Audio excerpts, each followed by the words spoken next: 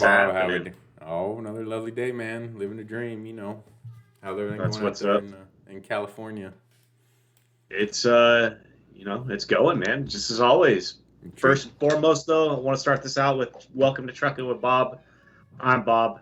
That's Billy. This is Bob. Yeah, this is Bob. Yeah. Lifelong friend, lead dispatcher here at Four Keys Logistics. He does an awesome job. I He mean, knows a lot I about try. a lot. Yeah, he tries. He's been around the block with me, and we've done a lot together. So this is another venture of ours, and So if you're new to the channel, which I hope you are, what we're here today to do is put a little insight into the economy of trucking, where to land, where to head, what to target, what not to do. Maybe even include a couple mistakes we might have made along the way that you might not want to get into. And, that's what we're here for. Give you guys yep. a little insight.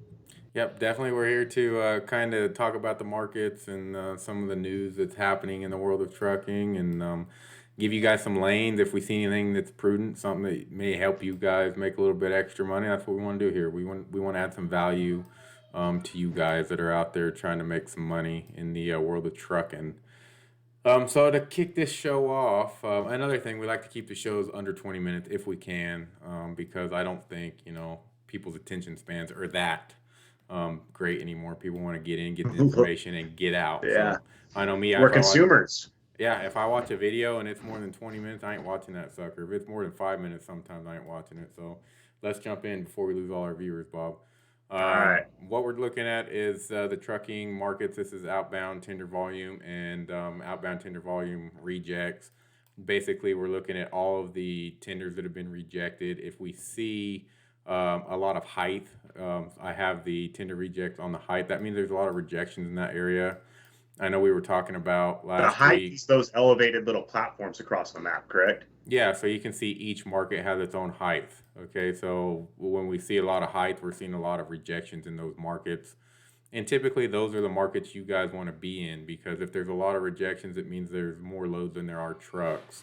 And anytime you have more loads than you have trucks, you definitely have a truckers market where you can negotiate. You have more negotiating strength. So we're definitely looking for those markets with some height. And is this a daily increase or is this a weekly increase? This would be daily here. We can adjust it, weekly or whatever. But today we're looking at the daily change because we're really just trying to dial in. We've been running. We told you guys last week that you should be Sure. getting your trucks over here to this area, and that's exactly what we're seeing. Your trucks should be in this area if you really want to make some money, because over here we can see that the volume has increased quite a bit, and we were talking about kind of running this southern lane down here where volumes were actually kind of going the opposite way. But today it looks like we're increasing a little bit. So Well, I can't remember where it was, but I read an article about Louisiana actually opening up more port space, maybe deepening the harbor to accommodate more port freight we're coming in through Louisiana. and you had So, asked me yesterday to show some ports. So let me turn on some of this. I can show you guys these ports here. Actually, it would be under points of interest. And we're gonna go with seaports. So submit that. Anywhere you guys see a blue dot is a port. So if you're wondering, you know what, let's spend some time today on this, because I know a lot of guys don't really understand why the markets are such. I get so many guys that go, man, I just ran from Dallas to Jacksonville and I made $5 a mile. Why am I only getting $2 a mile to go back? And they don't mm, really understand that, hey, you made that because look at all of these ports right here, okay? These are all areas where freight can come in to Texas. The freight comes in off of a ship, and then typically it goes to a warehouse. Sometimes it goes right from the port to the destination, drayage. Yeah. but most of the time it's picked up at the port. It goes to a warehouse where it's kind of bundled up and repackaged and put in the back of a truck and then shipped out. So if you have a Yeah. lot of volume in an area, and we're talking about the dark blue, anywhere you see blue is your volume, and this is just a change we're looking at here, but um, mainly your big markets over here in California where we have all these ports, and over here in Atlanta where we have a lot of ports around here. Savannah, Atlanta just has a lot of warehousing space. So a lot of this freight that comes in here ends up in Atlanta. So Atlanta is the largest by volume market that we have for truck. So essentially, that's what drives your guys' rates. You know, the rates Hmm. aren't driven by how many miles you're running. The rates are driven by how many loads are in a market and how many trucks are typically in a market. And if you want your freight to move in some of these markets with high volumes, you're going to have to pay a premium to get the truck because the truck knows that, hey, I have some negotiating power in these markets. Yeah, it Um, breaks down to a simple supply and demand it, concept. You that's have less trucks with more loads. That shipper is willing to pay more to get their load moved on one of those trucks. that's all And it if you is. and if you flip flop it to where you have more trucks in a market versus less loads, everybody's just trying to get their fuel money to get up out of there. It's just simple supply and demand, and I didn't understand it when I first started driving either. I was like, why am I getting paid half to go the same miles that I just got paid? You know, I got paid $4 a mile to go this way. I'm only getting paid $2 a mile to go the same on the same lane in the opposite direction. Yeah. So I didn't understand that there was an actual market behind this whole thing. But there's Well, there's we there's have real market. life experience with head haul and back haul markets ourselves. I mean, when we were truck drivers hauling freight, we were moving between the Fresno and Ontario and Los Angeles markets back and forth. And there's a prime example of head haul and back haul markets there. Yeah. Ontario, you see how live and well it is with Blue. I mean, right now you can make what $9 to $1,000 to go to Fresno, maybe even 1,200 on a spot freight. Yeah, Uh, let's talk about some California freight here for some of these guys. Okay, we can't cover everything in 20 minutes, so let's just cover something that's good. And if we're talking about California, and you want to run in the state of California, because believe it or not, there are a lot of California carriers that only run inside California. They don't do anything oh yeah, else oh because yeah. California is its own economy. Essentially, you can make a lot of money just running up and down California. So obviously, everything is going to originate out of Los Angeles, Ontario market. If you're running California only and you're not running these markets, well, you're probably running something up here that's not paying as well as if you would just run down here in Los Angeles. Because once you get down here, you get paid well. What's a good lane? What's a good load paying from Ontario, Los Angeles now up into Sacramento, Robert? It's about 15 to I 1800 bucks, ain't it? Yeah, I think that's probably a good ballpark average, unless you Yeah. catch a spot freight rate, and you might see like a $2,000 number on a Friday afternoon, you It know. depends on But how bad they need to move it. yeah, But so if we're talking, 1,500 to 1,800 bucks to run that, that's 400 miles, right? 400 or 500 miles. yeah, That's 450 ish, that's depending on pretty where we land at. that's pretty good money. But now, what happens on the way back? You're gonna go 600 to 800 bucks on the way back, aren't you? Yeah, I mean, I think you And, might find some posted for 900, but that's the top end of it coming out of the Sacramento and area. it's easy to figure out why, and that's because there's no volume up here. There's no No, volume. There's no volume here. There's not a lot of loads. There's some, but there's not a lot of loads up here that need to go back into Los Angeles. So yeah, yeah, you get paid well going this way, going back not so much. But if you do the loop, say it's 1,000 miles on the loop, and you made, we'll just say you made, 2,500 bucks on the loop, or 2,000 bucks on the 20, loop. 22 to 25. Yeah, you still made over $2 a mile running that lane, and you can do that every other day, right? So you can If do. you if you run yeah, I mean, you're still making well over $2 a mile. It's profitable. You can make a profit on it. A lot of people are doing it. And then now let's talk about this Fresno market because it doesn't look like much is going on there. But this is our little honey hole that we've kind of been playing in a little bit, which is, let's pick up out of Ontario. We're gonna run the 200 miles up here into Fresno, and then we're gonna run back. And we're seeing pretty good rates from Ontario, Los Angeles, up in there, Fresno, and then just Yeah. getting a load and coming back down. And that's a more lucrative rate run than running up into Sacramento. It depends on how you look at it. I mean, you're going to gross more money running up into Sacramento and back, and if your truck does good on fuel miles, you might make a little bit more money, but you're going to work twice as hard because you're doubling your miles just for a little bit And more. to you carriers that aren't from California or haven't ever run California, you guys are hearing these 200 and 400-mile loads, and we're talking about it being a day's work. You guys have to understand that you have LA traffic. You have to haul over the Grapevine, which is 7% grade. Like there's a whole, it's a rough 2 to 400 miles depending on where you go. You're either going to take the I-5 or the 99 to head up and down California, and both of those can be monstrous for traffic. So The I-5, once you get over the Grapevine, you got to contend with LA traffic. Once you get over it going the other way, it's pretty flat. It's all farmland, driving yeah, through here. It's not too bad, but it's dealing with LA, and a lot of guys don't want to do that. You could probably run down here into Bakersfield, get a pretty good load running back up, but is that sustainable? I don't think so unless you really, dedicate yourself on something with somebody. mm, But yeah, I mean, so if we're looking at California, yeah, there are some gyms there, and California's got a good market to do it. There's some everywhere you look, but California just seems to be unique in the fact that you can run California and do pretty good, just running inside of California. you can Um, make a living at it. I mean, yeah, I did. yeah, you can. Another thing I want to talk about was just some data that I was reading this morning. And I'd like to give you guys a little bit of a lane here. So if we're talking West Coast, let's just go with what we talked about. If you're running LA up into Fresno or LA up into Sacramento, and then you're just running it back down and you're repeating that, you're going to do pretty well for yourself as far as rate per mile goes.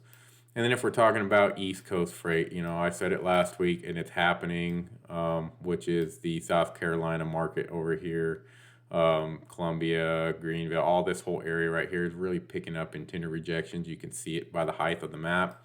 And then going up into Indianapolis, where we at over here, somewhere up over in here, right here, we're seeing high volumes flood this area in. And we talked about it on Friday, which was that intermodal prices had increased and that a lot of freight that typically runs intermodal is now going to be coming into the spot market.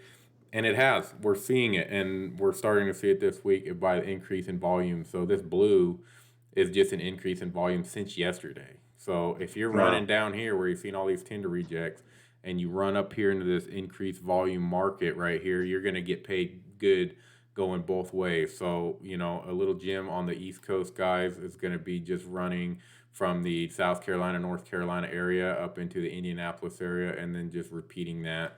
And you should get some pretty good money on that run if that's what you want to do this week. And it'll change. Those markets aren't always the best, but right now they look like they're paying well. And if I had a truck over, that's probably what I would shoot for.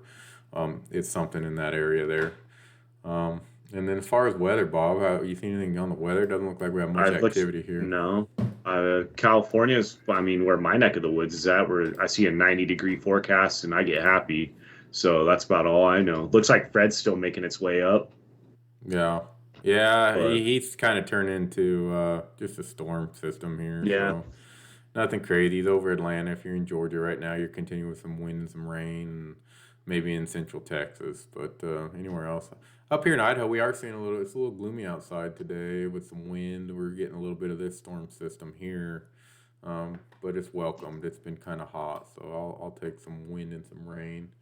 Let's jump uh, into the news here since we're kind of running a bit. And this caught my eye, but it's something that we already knew. And if you watch Trucking with Bob daily, you already know this because we talk about this. Spot rates are at all time highs, and they're at all time highs in most markets. Not all markets, but most markets, because volumes just keep rising. People keep buying, imports keep coming in, things are happening, and there's not enough labor in the labor market to fulfill every supply and demand. truck seat that's out there. I'd be curious to see numbers on how many trucks in large fleets are sitting. I'm sure somebody somewhere has that number, and maybe I can fetch it out for you guys. But that would be an interesting number to look at because I have a feeling there's a lot of capacity that's sitting without drivers. And that's kind of my Oh, that's kind of driverless my trucks. yeah. Well, that's autonomous is another thing too, and Well, I, yeah. No, I no. But I'm we're a talking big about proponent trucks that to need drivers. yeah. I think autonomous trucks are the future, and I'm not afraid of them. I welcome them, and I welcome the technology that comes with it, and then the jobs that will be created by it. I don't think that I think if we can automate that and we can get trucks to drive themselves and they're safer, why wouldn't we want to do that? As far as supply chain goes, that would be great for every consumer out there. As far as truck drivers go, that's not bad for you. There's going to be other jobs that replace those. People have to build those trucks and work on those trucks, and there's going to be people that need to oversee those trucks. There's going to be, we're going to have some sort of conductors on those. Trains can drive Yeah. themselves too, but they have conductors. So And last but not least, I just want to talk about this article, which was, this plagues our industry, which it is just, there's a lot of sharks out there, a lot of people that are preying on just your everyday owner operator, somebody who was a driver for a company. They went out and they invested their life savings into a truck, or they jumped into a lease purchase program, or whatever they did. They got themselves a fuel card, and next thing you know, they're paying more for fuel than what the actual fuel pump is, because of mystery fees. And this company did it. And they're being sued by the Federal Trade Commission. And the company's name is, let's put them out there, it's Fleet Core. So if you had a Fleet Core fuel card, or if you're still holding a Wow. Fleet Core fuel card, get rid of it, because they are screwing you over, and they're being sued by the FTC to do that. So we'll see how that plays out. But you just never know. Even where you think you're safe with your factoring companies and your fuel cards, you're not safe. That's scary. The hidden fees. There's a lot of hands in the pot to have a extra one sneaking in there. You don't realize That's it, but imagine if a fuel card company had, we'll just say 10,000 um, carriers or customers, and they were each being charged, a couple dollars here, a couple dollars there. That adds up real quick, and that's what this alludes to is, mystery fees were being charged, and it worked out to hundreds of millions of dollars. So wow. somebody got rich at your expense if you had a Fleet Core fuel card. So if you got it, cut it up, throw it away, get rid of it, and look for something better. There's a lot of good ones out there. Maybe we can do something along those lines too. There's just so much stuff we'd like to get out there. Really, guys, if you want to protect yourself from all this, or you want some information on it, just get a hold of us. Check us out, 4keyslogistics.com. You can contact us through the website. Our numbers are on there if you want to give us a call. We'd be more than happy to talk to you. I talk to guys every day about starting their companies, how to get in, how to get out, all that good stuff, and how to do it right.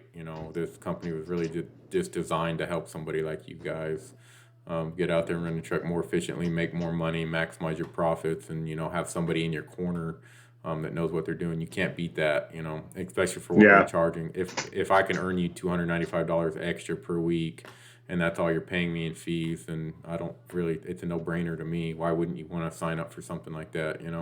Cost you $0 essentially, and now you have somebody in your corner to kind of help you, steer your truck in the right direction. So I see value there, and a lot of the guys that use our service see value there, and they're sticking around because of it.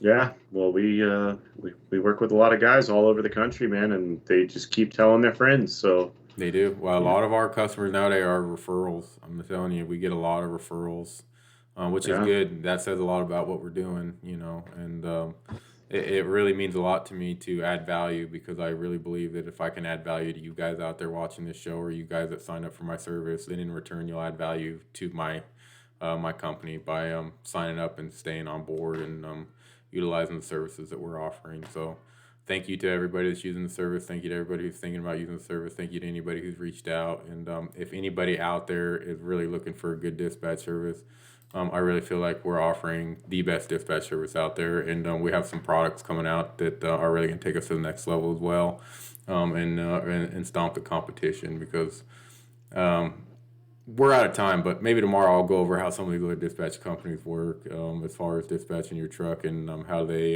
source their dispatchers, and they don't do it like we do it. We make sure our dispatchers are experienced, and that's important to us, is that our dispatchers know what they're doing when they're dispatching your truck. So Definitely. with that said, man, we're at 19 minutes. Like I said, I won't keep it under 20. Like, follow, subscribe, Yep. notification bell. I think we're on Instagram, We're on right? Instagram. Yep, we're on Instagram. We're on Facebook. We're working on a few other projects too. We have a website, 4keylogistics.com. Give us a call. YouTube, of course, we're on YouTube. You're watching us here, so subscribe to our channel. We love to see new Get a hold of subscribers. us. Ask us some questions. Let us know how we can help make your business better. Yeah, give us some comments, guys. We haven't really had much of that. I know we're just getting this thing rolling, and we don't have a lot of viewers yet, but it will come in. I know it will. We just keep at it. We'll get the viewers, and Hey, bud, people. we got 90 videos on one video on what or 90 views on one video. I Yeah, feel like if 90 people see my face, that's great. yeah. Makes us happy. Yep, I know. It makes us happy to see you guys do that. So hit that subscribe button, hit that like button, support what we're doing over here if you like what we're doing. And we'll see you guys tomorrow. We're going to hop off of here. So we're Thanks out. for trucking with Bob. Yep.